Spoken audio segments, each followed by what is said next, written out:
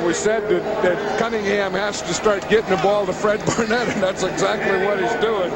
Fred Barnett's one of the big play guys in this league. You see he's averaging 18.1 per catch. He has 4 touchdowns already, and I was talking to Richie Pettibone about him, and he said, he's as good as there is in this league. He doesn't get all the credit yet. But when you talk about the top receivers in this league, Fred Barnett is going to be in that group. He does from the other players. This is Byers again. Stopped by Andre Collins. Byers and Wilbur Marshall now tangled. The fight there, Darrell Smith was in there. He's starting for Ron Heller. Ron Heller was the normal left defensive or left tackle, and he hurt his arch the other day. And a lot of stuff happens in a pile. You know what, Pat? Oh, yeah. Just stuff like this, a whistle blows, and a guy wants to get one more pull or one more jerk or one more kick or something. Most of that quarterbacks in there like that. Look who's in there. Cunningham was pulling them off. Most of that stuff that happens in there is not friendly. You don't find quarterbacks in there pulling guys too often. Here's Cunningham out of the pocket and tripped up. Fumble. Ball was loose, but he might have been down. What he was doing is he was reaching to try and get that first down. He was just short. He went down and he tried to reach the ball out. Fred Barnett does that a lot too. At the end of the play, as they go down, they try and reach the ball out. Watch him now. He knows it's 3rd down, and he's looking where he has to get. See him try and reach the ball out there, and as the ball hits the ground, it comes out of his hand, but that wasn't enough for a first down anyway, because it's where the ball is, where your knee goes down. They don't give you that extra reach anyway. So it brings on Roger Ruzick. There's the lunge that you were talking about. The ball bounced out. A 39-yard attempt coming up by Ruzick with Beagles holding.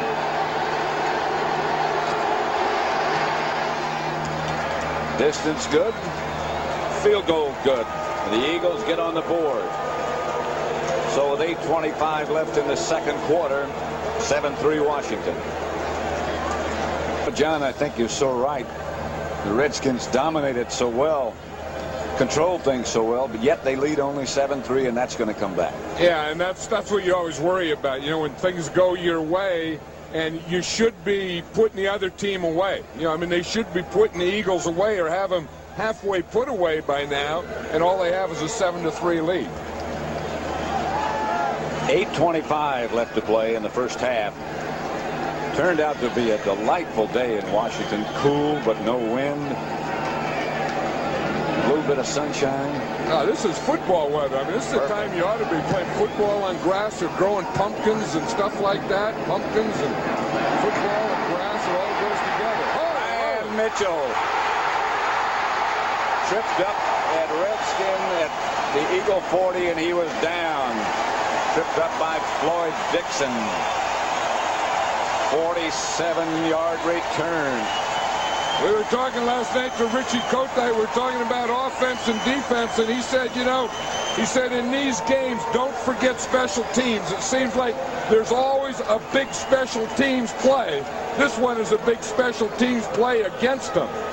Brian Mitchell, one of the good return guys in the league. Even has a little straight arm there. The straight arm didn't work. That was a big play.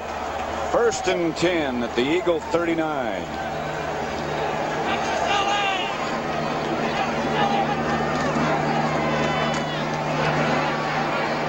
Irvin's left side.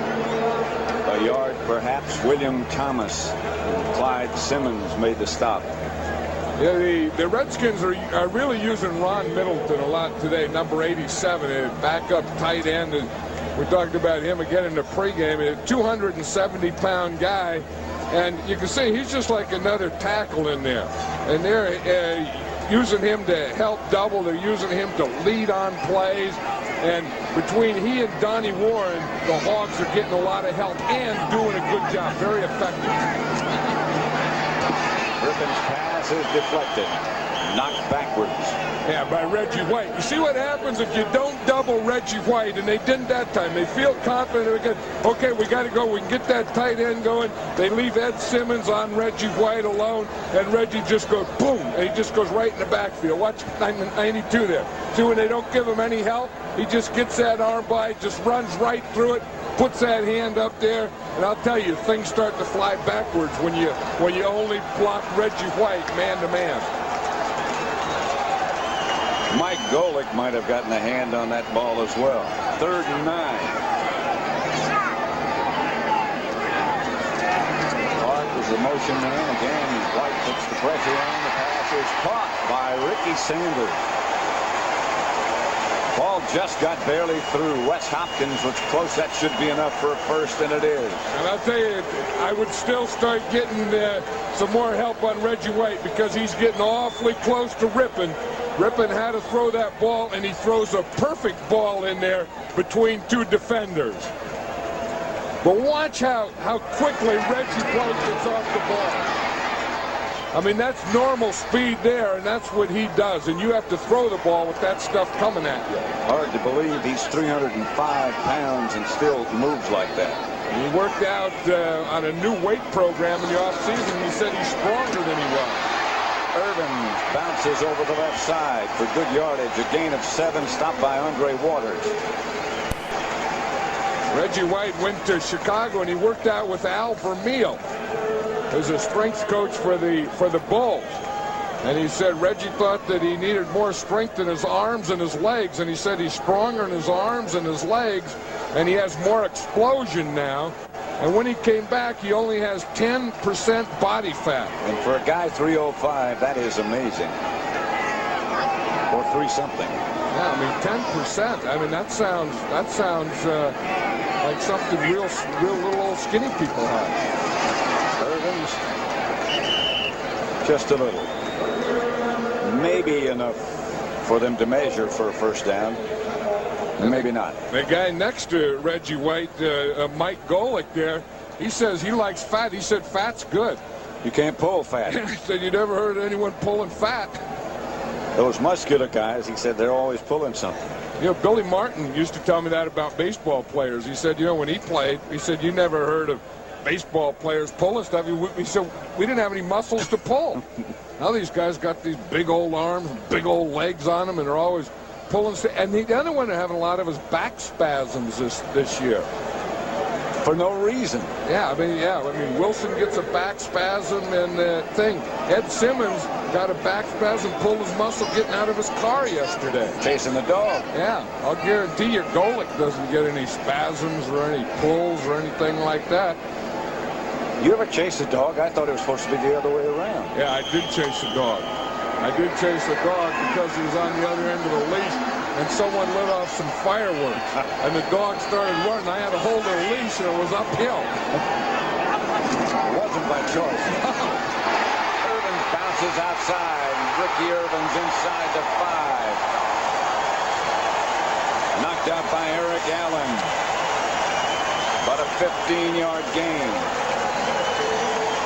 Look at Bud Carson, and I tell you, there's nothing that makes a defensive coach more mad than a running game going. And everyone starts saying, you have to stop the run, you have to stop the run, and then when they run on you, it just kills you, because if you can't stop the run, they're going to do everything to you all day. I tell you, this is a pretty good combination with Biner coming, Ernest Biner hitting you, and then bringing in a Ricky Irvin. Somebody's always fresh. Ripping. Into the corner intended for Middleton. He almost waited too long. Byron Evans got in front of him in the last second. I think that was Ray Brown, wasn't it? Was that Middleton or Brown? That looked like a guard or a tackle falling down there. That didn't look like it was Ray Brown. Yeah, it is. Watch. That's an old guard there. I mean, the guy throws it to you, just falls down. There's no way that looks like an athletic move that any kind of end would make. Now, I know Middleton as a tight end is using a blocker, but that is a tackle eligible. That's a tackle going out there making an effort like that, although there's no one that would have caught that anyway. Second and goal from the 3, Irvin. got to about the 1. Stopped by Andy Harmon. Hey, this makeshift line of the Redskins is doing